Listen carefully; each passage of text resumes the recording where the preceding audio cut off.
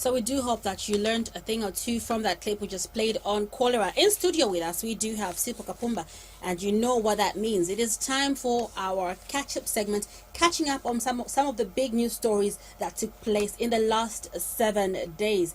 Now, Sipho is our resident analyst, and he is a Lusaka-based freelance journalist. So, undoubtedly, the biggest story of the week was the ongoing cholera epidemic in Lusaka, which has spread to other parts of the country, such as Ndola and Kitwe. Now, cumulatively, close to 2,500 people have been infected, while the death toll by yesterday had reached 58. The reopening of schools for the new year countrywide has been postponed. The University of Zambia has been shut by management, while the National Hero Stadium has been designated as a cholera treatment center with the provision of up to 400 beds. Let's just take you into some of the stories that we covered in the past week on cholera. Take case by case. The affected areas we do not expect, if the schools were to open today, to open. But as like I said, in the next 2 weeks, we'll study the evolution of the epidemic and advise accordingly. We're working with them closely. In the meantime, we have deployed school health inspectors to go and decontaminate the toilets, ensure that the water our students or pupils will be using is clean and safe. And our broadcasting services under Ministry of Education will now be broadcasting key messages on health promotion and how to prevent cholera. If we do not act in that manner, we'll be allowing a situation where in a particular school we'll have children cross-contaminating each other, because other children will be coming from areas where which are the epicenters of the outbreak, and sharing of food, shaking hands, and we'll be spreading the epidemic in areas where we don't even have the case. So it is an opportunity to spread the outbreak. So we are going to study the outbreak, and we're going to keep the Ministry of Education into the loop. But at the moment, SI 79 mandates or requires that public gatherings in affected areas are banned. Since the outbreak of cholera in Lusaka in October, townships such as Kanyama and Chipata have recorded the highest number of cases. And in an attempt to eradicate cholera, which has recorded cumulative more than 2,000 cases and has claimed more than 50 lives, government has put in place healthy preventive measures. Some of these measures put in place are the cleaning of the town center by the 3 wings of the Defense Force, the cancellation of any public gatherings such as church congregating, clubbing and trading, among others. And due to the failure to comply with the health measures, government has put in place measures to ensure compliance. For example, government has declared the curfew in Chawama, restricting the movement of people from 18 hours to 06 hours daily for a period of 7 days. Health Minister Dr. Chitalu Chilufya has also announced the closure of some of the trading outlets for failure to comply with the preventive measures. Lusaka has recorded 90 new cases of cholera in the various treatment centers. 35 of these are children and 55 are adults. Now we note that there is a reduction from 164 cases in the previous report to 90 cases in the last 24 hours. This is commendable, but we are not comforted yet because our aim is to eradicate, cholera. Our deaths from our facilities remain constant. However, 3 brought in dead bodies were brought into the various facilities, one in Charleston, one in Kanyama, and one in Chipata. And local government minister Vincent Mwale has also announced that bars and nightclubs will remain closed, and that in places which are not affected with the cholera outbreak, they will only be allowed to operate from 11 hours to 19 hours. Mr. Mwale has also declared Chinika Market as illegal, as it has come to his attention that traders have now moved to the market. The epicenter of this epidemic, we expect that bars shall remain closed until further notice, until the situation gets back to normal. We have noted that there's been issues with compliance in this area. We are going to ensure that men in uniform actually do help us to enforce. Minister of Water and Sanitation Lloyd Kazia says his ministry will continue supplying clean and safe water, and also dispelled rumors suggesting that Lusaka Water supplies contaminated water. And partnering with government on the sale of vegetables, Zambia National Farmers Union has found an alternative location for the sale of vegetables so that agriculture does not suffer in the wake of the outbreak. ZNFU President Javes Zimba has thanked government for responding swiftly to the farmers' concerns. Sylvia Chalikosa, Minister in the Vice President's office, has announced a donation of goods worth 100,000 kwacha from the National Road Fund Agency, NRFA, Road Development Agency, RDA, and Road Traffic and Safety Agency, RATSA, to help in the fight against cholera. Gwendolyn Muchenga, Diamond News. First of all, the images of what has been happening in our city, and we're just talking when the clip was playing to say it had to take cholera for the authorities to wake up, and unfortunately it had to take over 50 people to die for that move to be taken. What is your comment on this developing sad story? Yes, it had to take an outbreak of the disease, to get focused attention from the government. Mm-hmm. We saw the president coming in, leading, delegations, to City Market and various cholera treatment centers. And after those visits, we've seen this interministerial approach where you have the Ministry of Health, the Ministry of Local Government, sitting together with the various arms of government, defense forces to come and tackle the disease. And I think we are recording progress. We've said several times here that cholera is a disease that is mainly caused by consumption of contaminated drinking water and contaminated food. How does that happen? A lot of our people in peri-urban areas do not have access to clean piped water. So what have they done? They've resorted to drawing water from shallow wells, and in the tests that have been conducted, that water has been found to be contaminated. So 800 out of 900 that were tested in Kanyama, which is quite unbelievable. It is unbelievable. Yes. So we have that problem. We need to provide safe drinking water. We need to provide, flushable toilets, so that effluent can be treated. Now, these facilities are not available everywhere, and as a result, we've had this outbreak. It started in September, October. Slowly, it's been building up with the onset of the rains. It has multiplied, but fortunately, the authorities are managing to keep it under control. As much as 58 deaths is a lot of people, but it is a lot less than the epidemic that we witnessed in Lusaka and the Copper Belt in the early 1990s. Mm-hmm. So we are better off than we were, but we need to do a lot more. Okay, and in terms of government moving in now and what has happened, in moving forward, what would you suggest would actually work to ensure that we keep to these clean standards, we keep street vendors out of the street, and we also keep the markets clean? Because we've heard some markets, even if they haven't been visited yet, but they're taking it upon themselves to just clean their surroundings. I know of Chainda Market, which where the ward councillor told the marketeers to close it up and clean the place before they could be visited by the health authorities.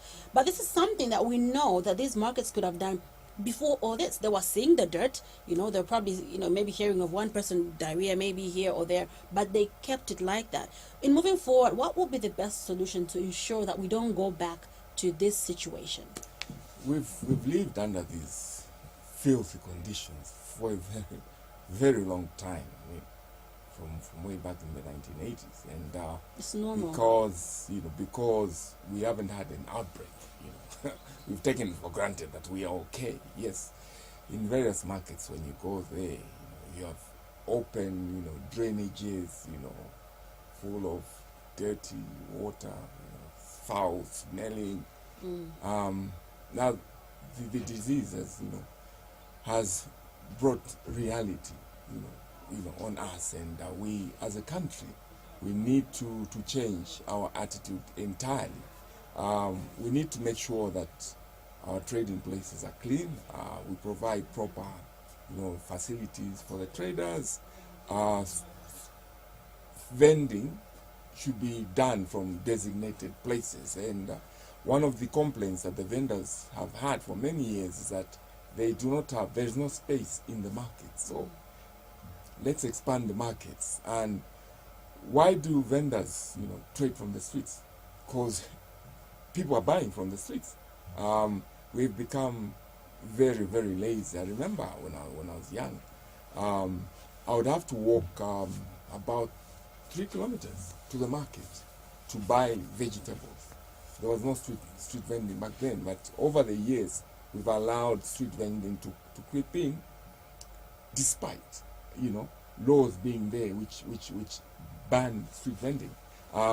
It's mainly been a political, decision. The authorities have not wanted to antagonize, street vendors, fearing that they might lose popularity. So the problem has grown from there. Speaking of popularity, you think the PF will lose popularity over this? Not really. It's better to do the right thing and prevent people from dying than to do the wrong thing and then you have this big problem going on, for many years. I don't think they'll lose popularity. If anything, they will gain a lot of, popularity, because street vending was not a popular thing. Their decision to allow people to vend was very unpopular. All right, now, on Tuesday, Former Foreign Affairs Minister Harry Kalaba dropped a bombshell when he announced his resignation from his job via a post on his Facebook page, citing concerns about corruption in the government. So State House was caught completely by surprise, saying it had not received his resignation letter, so he was effectively still a minister. Mr. Kalaba, however, backed up the Facebook post with a video on Wednesday morning, stressing that he left his resignation letter at the office on Tuesday afternoon, and he apologized for its late delivery to State House, and he later on Wednesday, State House finally confirmed receiving the resignation letter. So we do have the clip on that, so let's just take a look and then we'll be back.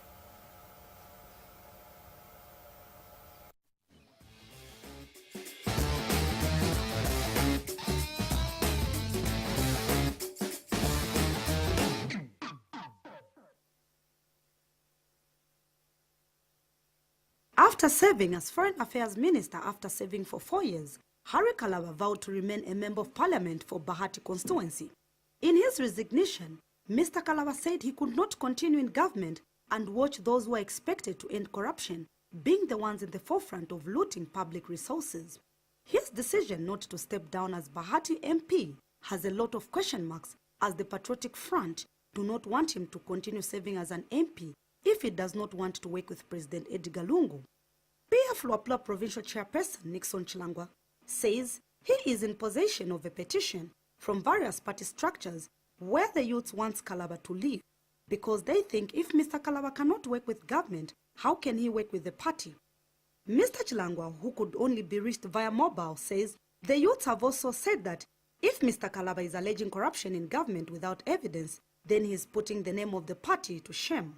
He further said he is set to present a petition against Mr. Kalaba before the party central committee. Gwendolyn Muchenga, Tamon News.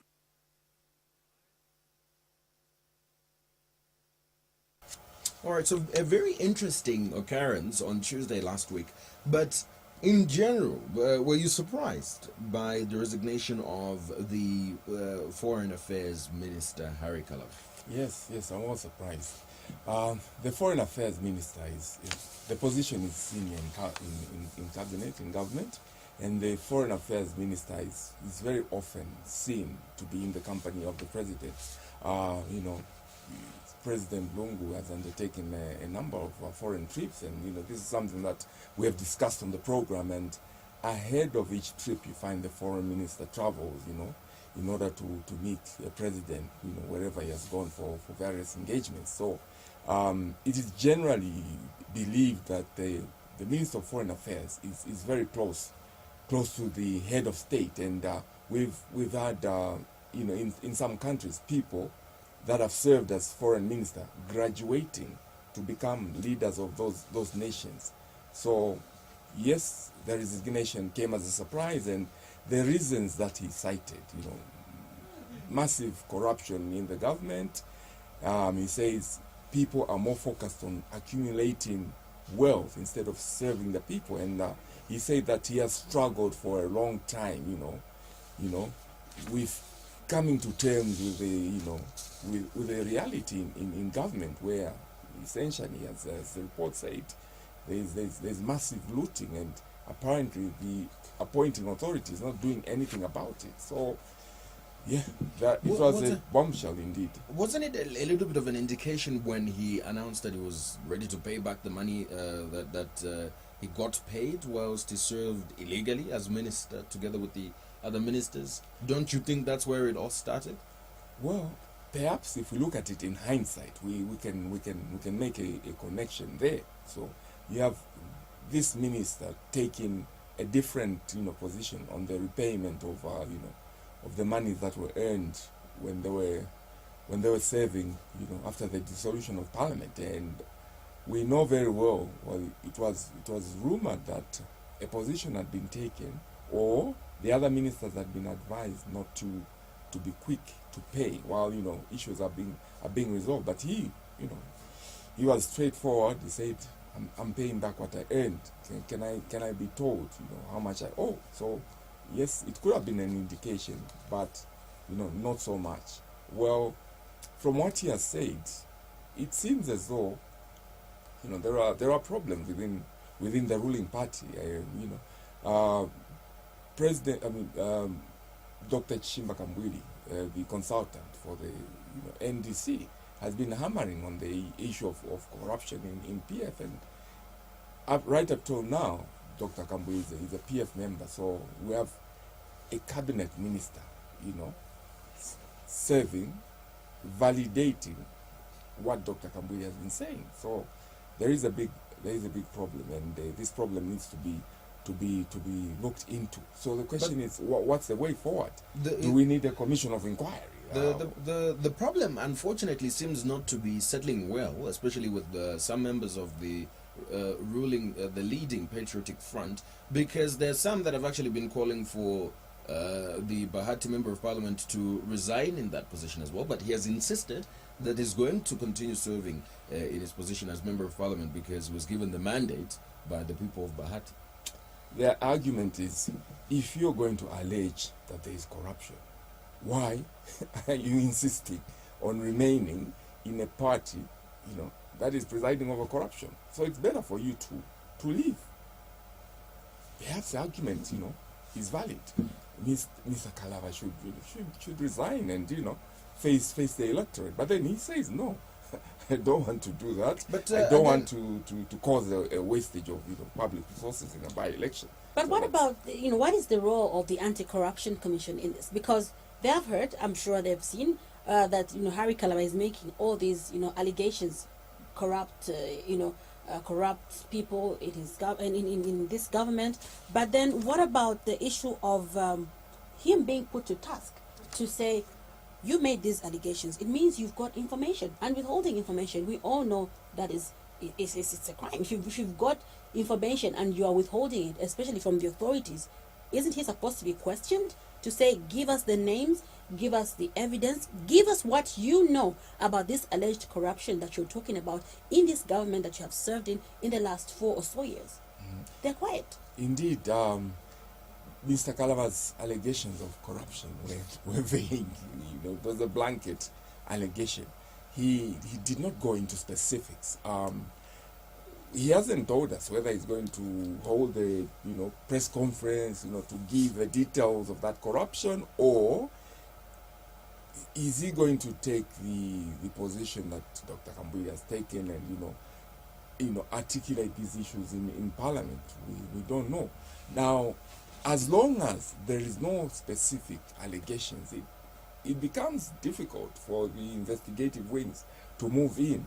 No, but they can move in and tell him to say, tell us the names. You have made this, and he was a very senior government official. So obviously the ACC know that he knows something. But up to date, yes, he made a blanket statement. Why aren't they querying him further to say, give To us this streamline the information. statement and specify exactly what Exactly. the corruption is. Well, we don't know whether they haven't queried him. Well, As far as we we would, know, yeah. we would expect them to approach him, to find out or to get details from him. Hopefully, they've done that. And in the past, the Anti-Corruption Commission has been able to institute investigations based on media reports. So one expects that the ACC, now that they have a Director General, will be more assertive. The President has challenged them. He says, look, I'm not holding you back. If there is any wrongdoing, go ahead, investigate, and bring the culprits to book. So we hope that Mr. Kalaba has evidence that he can table before the authorities so that they can move in and investigate. Otherwise, it doesn't help anyone. His resignation made news worldwide. First of all, he kept us in suspense. We didn't know whether it was him who posted it or his Facebook page was hacked. We couldn't get hold of him. And yes. yeah. So the resignation Dramatic. has made world news, and so it brings back the focus on the issue of corruption. And perhaps the authorities also can be preemptive. Since he has generally outlined what the issues are, let the appointing authority, approach the issue of corruption the same way that he has approached the fight against cholera. It's an emergency. Let him do the same. Let him order a special investigation. I mean, in the United States, Donald Trump is being investigated by a special counsel. So maybe we need a special, commission to look into these allegations of corruption, because if these things are not sorted out, they will come back to haunt President Lungu in 2021. People will be saying he's corrupt, so he shouldn't be voted into office. The Zambia Revenue Authority intercepted 22 trucks carrying mukula logs that were destined for illegal exports to China through South Africa. Some of the trucks were intercepted at Beitbridge as they were about to enter that country. The Zambia Revenue Authority says the value of the consignment was about 6.6 million kwacha. It has vowed to crack down on all illegal exports of mukula logs. Now, meanwhile, the 9 trucks carrying Zafika mukula destined for export to China, which were impounded by the Patriotic Front Youth amid allegations of corruption, were also flagged off officially in a separate ceremony. What is your comment on this story, especially that we did have several statements from several government officials on this when it initially happened? Yes. Mukula story has been Brown going gold, on, yeah. going on for a long time now. From the time that the government moved in to ban transportation of mukula beyond 100 kilometers and essentially banning the export of the raw timber, there's been an outcry because a lot of people that have got mukula licenses or concessions have been affected.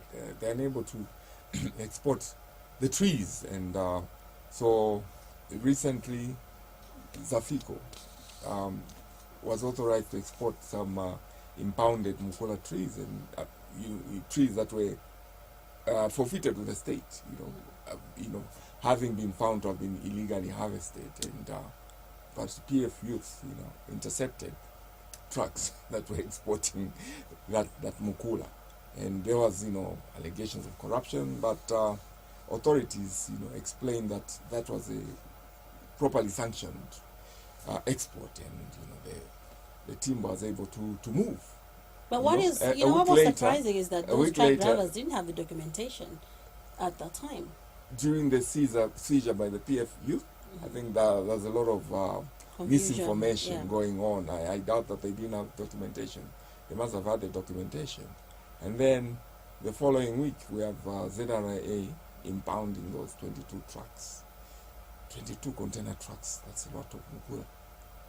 We don't know how much has gone out without being detected, but it is evident that the measures that the government has taken to bring sanity to this mukula exports issue are yielding results, and we need to commend them for that, and the Minister of Environment and Natural Resources has been on the receiving end of all manner of criticism and accusations, that she's involved in this thing, but she has flatly denied it and challenged the She's people. not the only one. State House was also dragged into this. Yes, There was a vehicle allegedly belonging to a State House official. Yes, various government officials are being linked to this Mukula saga. And I suppose the idea is smear as much mud on as many people as possible, so that everybody looks bad, and you force the government to retreat from its position.